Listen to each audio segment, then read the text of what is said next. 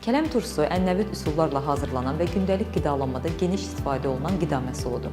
Kələm turşusunun hazırlanmasında əsas şərtlərdən biri təzə və keyfiyyətli xammaldan istifadə olunmasıdır. Kələm gigiyenik qaydalara uyğun şəkildə təmizlənməli, doğranmalı və üzərinə kifayət qədər duz əlavə edilməlidir. Duzun təsiri ilə kələm öz şirəsini buraxır və bu maye fermentasiya üçün zəruri mühit yaradır. Bununla yanaşı, kələm turşusu və digər konservləşdirilmiş məhsulların hazırlanması və saxlanması zamanı bir sıra risk amilləri də nəzərə alınmalıdır. Konservlərin hermetikliyinin pozulması, uyğun olmayan qablaşdırma materiallarından istifadə edilməsi, turşuluq səviyyəsinin düzgün tənzimlənməməsi, eləcə də məhsulun tələb olunan temperatur rejimində saxlanılmaması mikroorqanizmlərin sürətli çoxalması üçün əlverişli şərait yaradır.